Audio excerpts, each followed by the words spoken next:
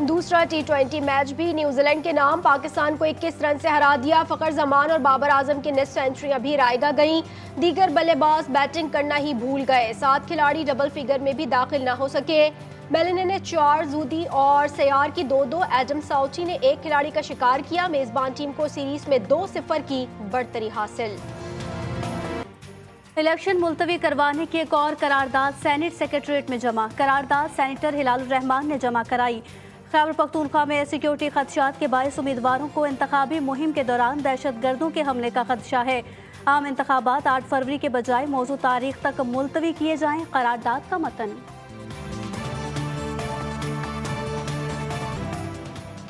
पाकिस्तान तहरीक इंसाफ फिर बल्ले से महरूम। सुप्रीम कोर्ट ने पेशावर हाई कोर्ट का फैसला कलअदम करार दे दिया। इलेक्शन कमीशन का फैसला बहाल। पीटीआई का सुप्रीम कोर्ट के फैसले के खिलाफ नजरसानी अपील दायर करने का ऐलान। पीटीआई के तमाम उम्मीदवार अब आज़ाद हैसियत में इंतखाब लड़ेंगे। बैरिस्टर गौहर कहते हैं 12 करोड़ आवाम के मैंडेट को रोंदा जा रहा है, इंसाफ होता हुआ नजर आना चाहिए। अकबर एस बाबर ने सुप्रीम कोर्ट के फैसले को तारीखी करार दे दिया। बोले ये फैसला पाकिस्तान की जमहूरियत के लिए नई समत का तयन करेगा।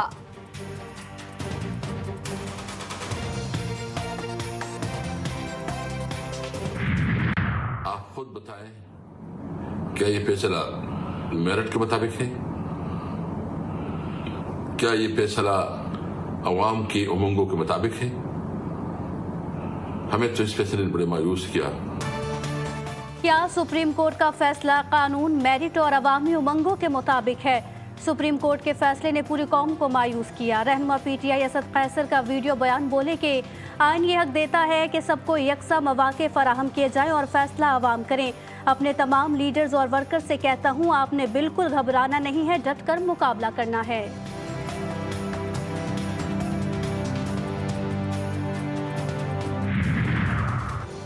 किसी पार्टी से इंतखाबी निशान छीनना सबसे बड़ी ज्यादती। खुर्शीद शाह की गुफ्तगू। JUI रहनुमा अली मोहम्मद मिलानो पीपल्स पार्टी में शामिल। खुर्शीद शाह कहते हैं किसी जमात को इलेक्शन से बाहर करने के हक में नहीं। उम्मीद है पीपल्स पार्टी पंजाब, बलूचिस्तान और खैबर पख्तूनख्वा हुकूमत बनाने की पोजीशन में होगी।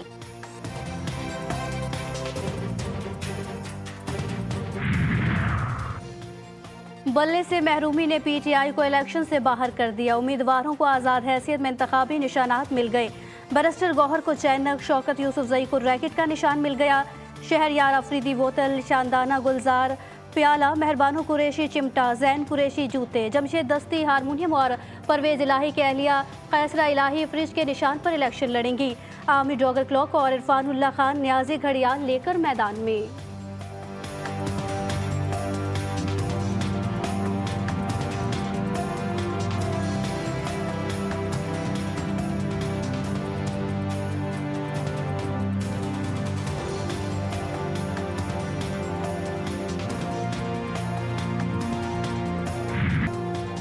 पीपल्स पार्टी की इंतखाबी मुहिम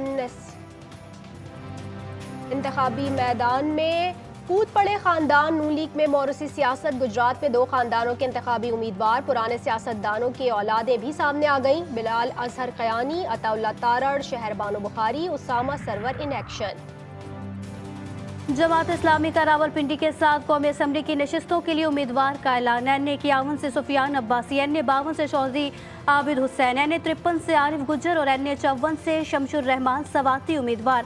सैयद आरिफ शिराजी, इमरान शफीक और खालिद महमूद को भी टिकट दे दिया गया।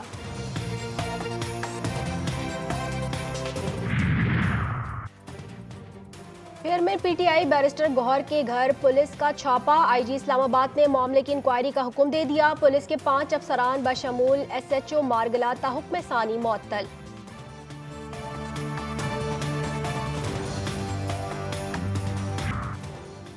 कराची में लियारी एक्सप्रेस वे पर बावर्दी एहलकारों ने ताजिर को लूट लिया। मुकदमा नेपियर थाने में दर्ज। एहलकारों ने मेरी जेब से 1,70,000 और मुलाजिम की जेब से 63,000 रुपए निकाल लिए। पैसे मांगने पर एहलकारों ने जान से मारने की धमकी दी। मुकदमे का मतन। पन्नू आकिल में कौमी शाहरा से डाकुओं ने लाड़काना के रिहायशी 2 भाइयों को अगवा कर लिया। दोनों को दुबई में नौकरी का झांसा देकर बुलाया गया था। दादलो पुलिस डाकुओं के ताकुब में रवाना। तिंगवानी में ट्रक ड्राइवर ने कुचलकर डाकू मार डाला। कार्गो गाड़ियों के ड्राइवर्स के लिए सफरी दस्तावेजात की शर्त आई। तोरखम सरहदी गुजरगाह दो तरफा तिजारत के लिए आज दूसरे रोज भी बंद। दोनों जानिब माल बरदार गाड़ियां फंस गईं।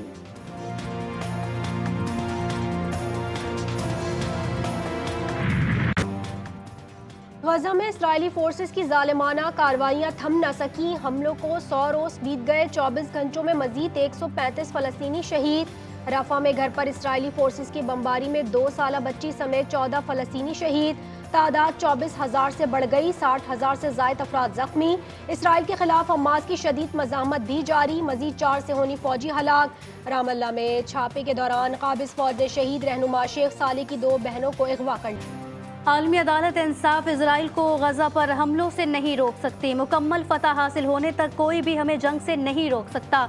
सिहोनी वजीर आजम नेतन्याहू का ऐलान। कहा कि मिस्र के साथ सरहदी पट्टी पर कंट्रोल के लिए फैसला होना अभी बाकी है। गजा में नस्ल कुशी के 100 दिन मुकम्मल। दुनिया भर में इस्राएली मजालिम के खिलाफ एहतजाज। अमरीकी दारुल हुकूमत वाशिंगटन में हजारों अफराद सड़कों पर निकल आए। सदर बाइडन से जंग बंद करने का मुतालबा। लंदन में भी सड़कें फलस्तीन के हामियों से भर गईं। फ्रांस के शहर लियोन, जनूबी कोरिया के शहर सियोल में भी एहतजाजी मुजाहरा। मलेशिया, जनूबी अफ्रीका, बरतानिया और इंडोनेशिया, थाईलैंड, जापान, इटली, यूनान के शहरी भी सरापा एहतजाज। यमन पर अमरीका और इत्तेहादियों के हमले तीसरे रोज भी जारी। तैयारा बरदार जहाज और आबदोजों से यमन के शहरों को निशाना बनाया गया। सना धमाकों से गूंजता रहा। यमनी बंदरगाह पर भी बम दागे गए। यमनी फौज की भी जवाबी कार्रवाइयों के लिए मशकें। अमरीका और बरतानिया को जारहियत का भरपूर जवाब दिया जाएगा। बहर अरब में पाक नेवी के जहाज़ों की तैनाती पर मन घड़त और बेबुनियाद प्रोपेगेंडा। यमन में हौजियों के खिलाफ अमरीकी इत्तेहादी हमलों का पाकिस्तान नेवी के जहाज़ों की तैनाती से कोई ताल्लुक नहीं। पाकिस्तान ने टास्क फोर्स 153 में शामिल होने की अमरीकी दावत मुस्तरद कर दी। न्यूजीलैंड के साबिक वजीर आजम रिश्ते अज़दवाज में मुंसलिक। शादी दीरिना दोस्त से हुई। दोनों की मंगनी 2019 में हुई थी। शादी की तकरीब न्यूजीलैंड के साहिली जजीरे पर हुई।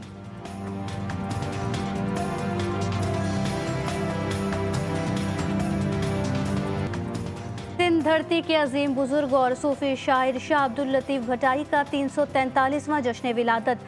दरगाह पर चादर चढ़ाई गई और सजादा नशीन सैयद खावर हुसैन शाह ने तकरीब का केक काटा। फनकारों ने शाह लतीफ का कलाम भी पेश किया।